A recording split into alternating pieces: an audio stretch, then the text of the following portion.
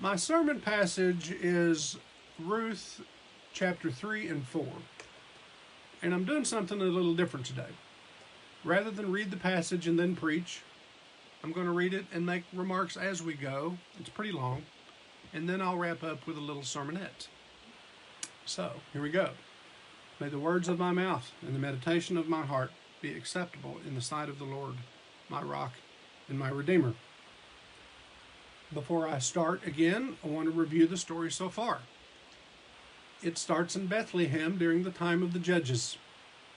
Now, the judges were really more tribal leaders than judges as we know them, although some were conflict resolution specialists among the tribes and with outsiders. But that means that the story starts after the Exodus from Egypt, in the time in the wilderness, and the battles to, quote, conquer Canaan, the promised land which God promised to Abraham's descendants. But it was before the people formed a monarchy, so it was before King David. So the story is set about 3,000 years ago. It was still a tribal time, and it was not a good time if it was late in the time of the judges. If you happen to have a Bible, you can turn a page or two back from the book of Ruth to see why it was a bad time.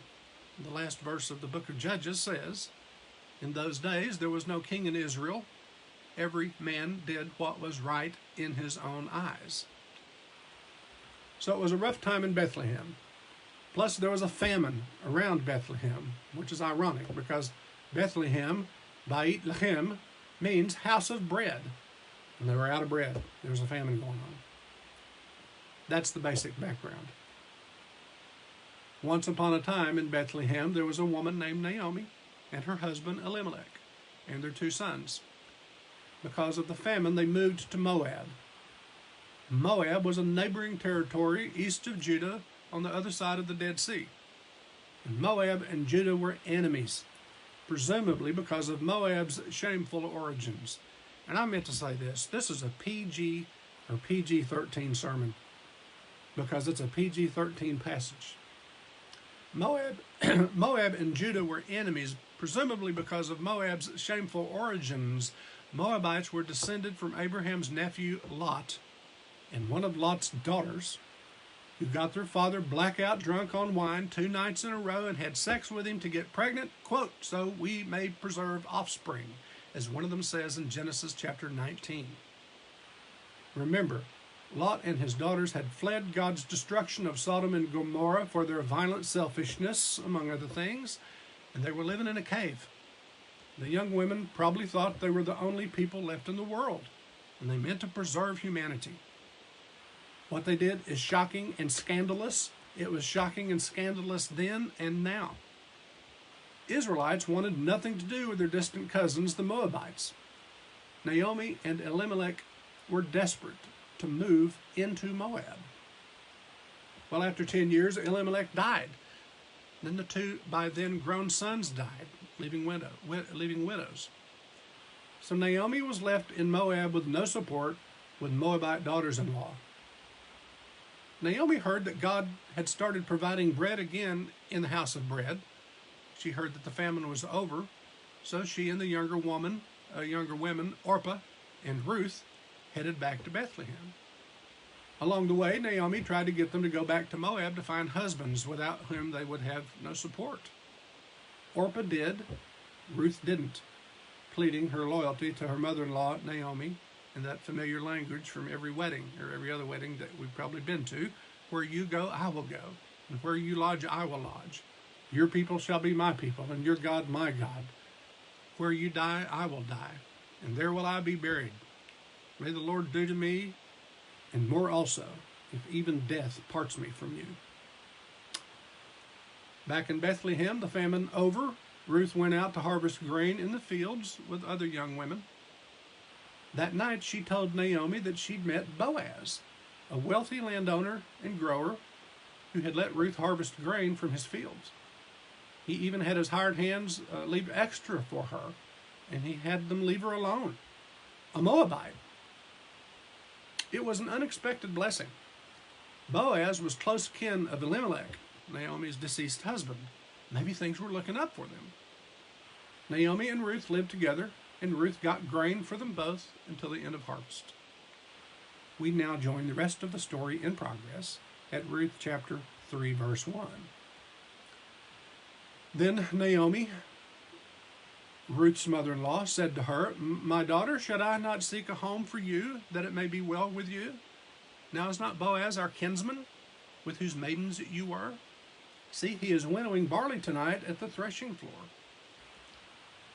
Male next of kin had an obligation to redeem or rescue a near relative who was in serious trouble, but for the sake of the dead man's name. This included marrying a brother's widow to bring her into his household and support her. But Naomi wasn't taking any chances, so she hatched a plan to trap Boaz. If it worked, she and Ruth both could be rescued from a widow's poverty and living on discarded grain. Naomi told Ruth, "Wash therefore and anoint yourself and put on your best clothes and go down to the threshing floor. But do not make yourself known to the man until he has finished eating and drinking. But when he lies down, observe the place where he lies. Then go and uncover his feet, wink, wink, and lie down, and he will tell you what to do." And she replied, "All that you say I will do." Now, if you're reading along, you won't see wink, wink in this passage, but it's there between the lines. Threshing floors were known to be places for sexual rendezvous, both illicit and licit, at the end of the workday. And Naomi had Ruth dressed for seduction in her best clothes, all perfumed up. The Bible continues, "So she went down to the threshing floor and did just as her mother-in-law had told her. And when Boaz had eaten and drunk, and his heart was merry, he went to lie down at the end of the heap of grain. Then she came softly and uncovered his feet and lay down." By now, the first hearers or readers of this story would be scandalized or blushing or snickering, because in a situation like this, in a story like this, feet probably doesn't mean feet. It is very suggestive. And maybe right now I'm glad I can't see or hear y'all, because this is a pretty racy story, and in the pulpit I'd be a blush and somebody might be a snickering. So we're moving on. At midnight the man was startled and turned over, and behold, a woman lay at his feet. Wink, wink. He said, "Who are you?" And she answered, "I am Ruth, your maidservant. Spread your skirt over your maidservant, for you are next of kin."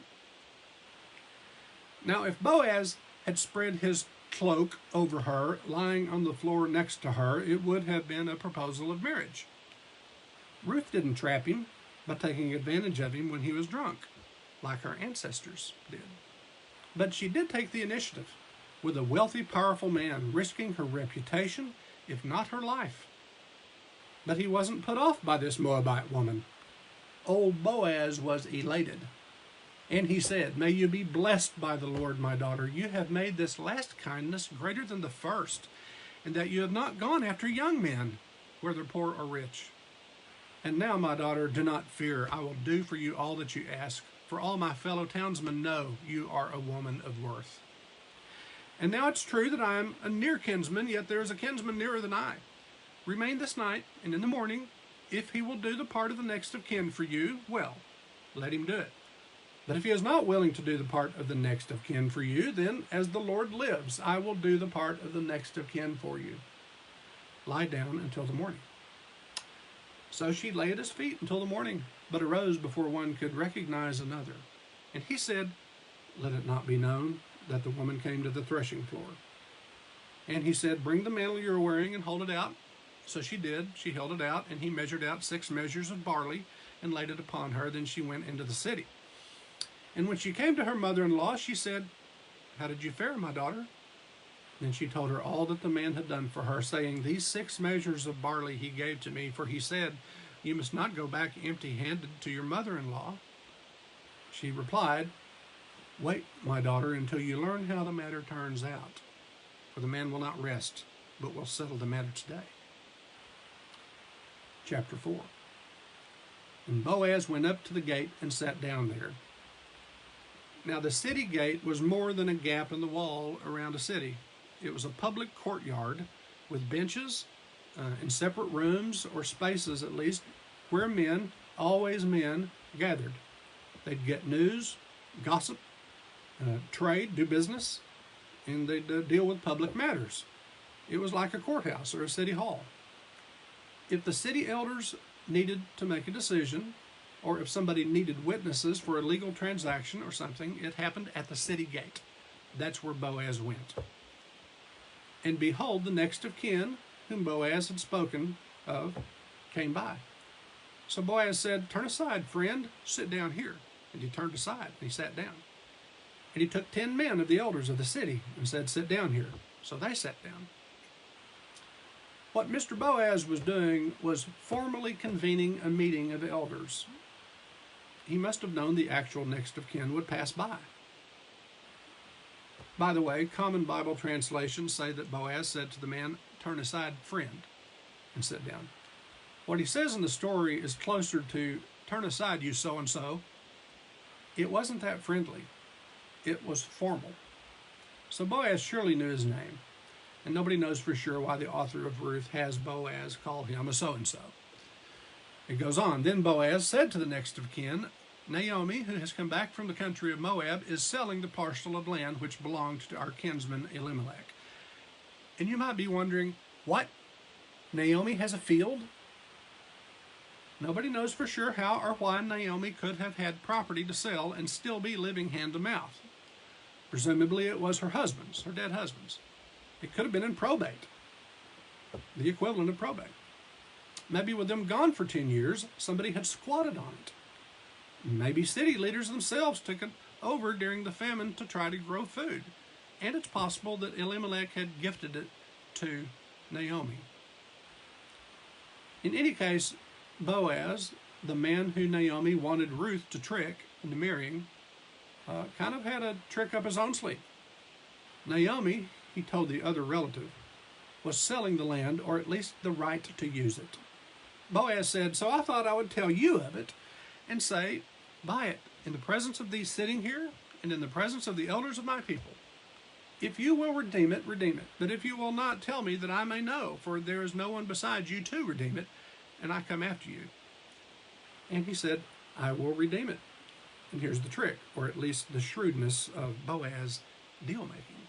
Then Boaz said, "The day you buy the field from the hand of Naomi, you are also buying Ruth the Moabite, the widow of the dead, in order to restore the name of the dead to his inheritance."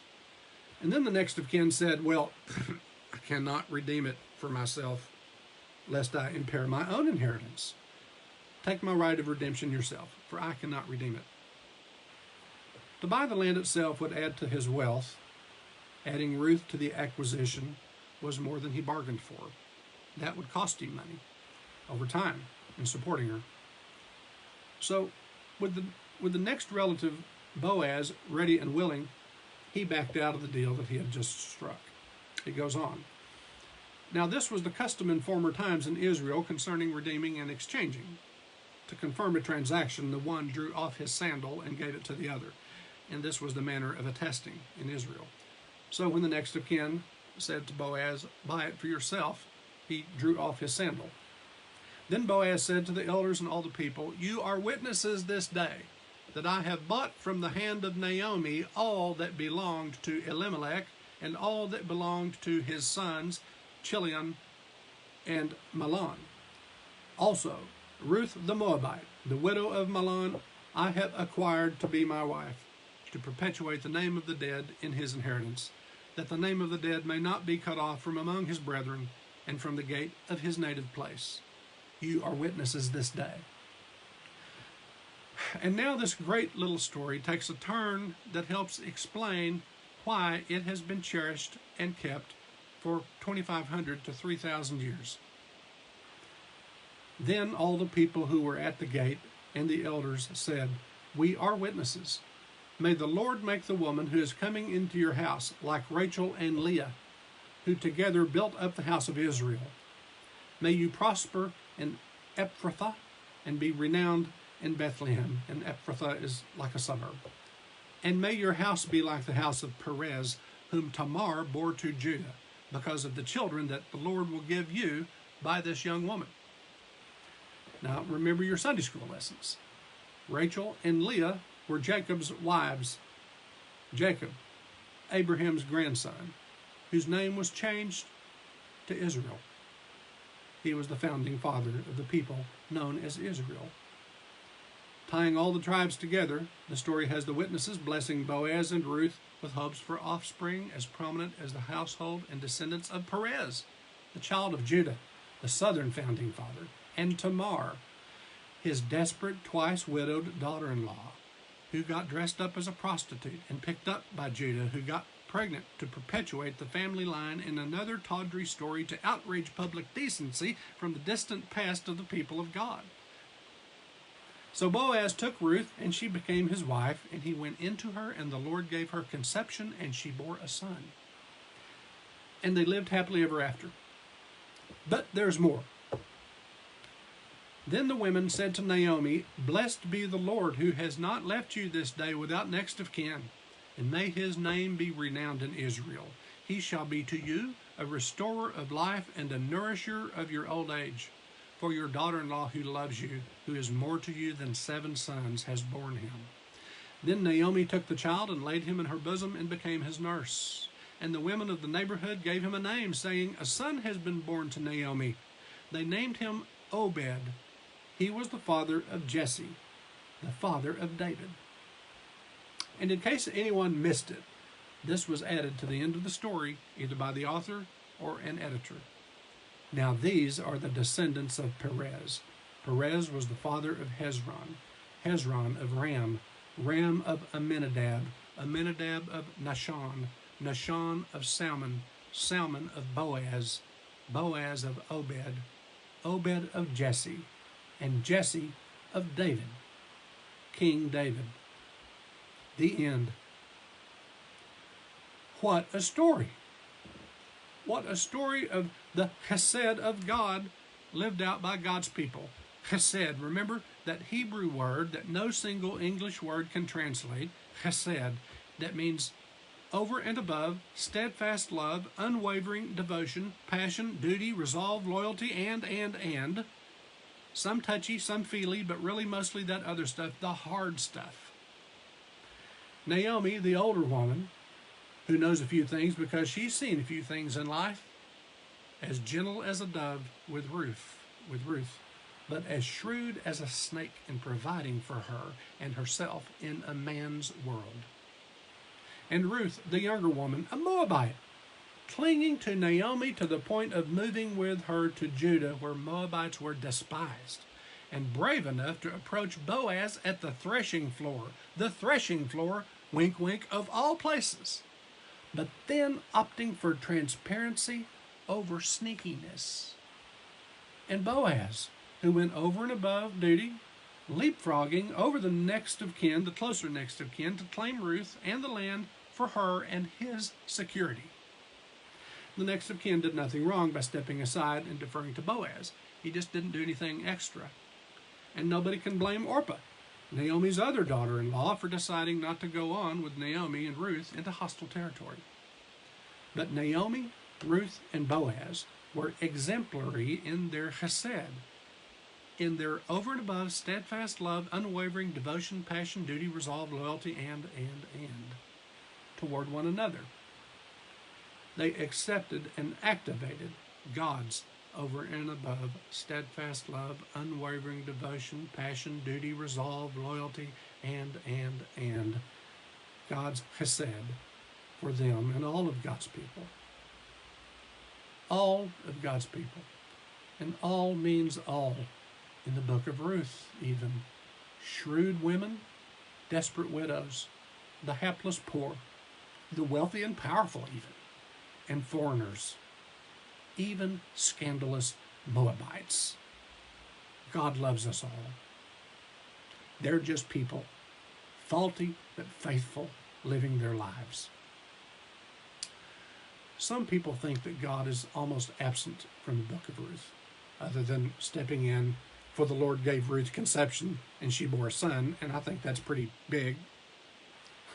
King David's grandpa was a foreigner, a Moabite, one of Jesus' ancestors. See Matthew chapter 1. I'd say that's pretty big. The living God is not absent in Ruth, just quiet, and at work, in good times, bad times, even in tawdry and scandalous times. God is at work at all times. Amen.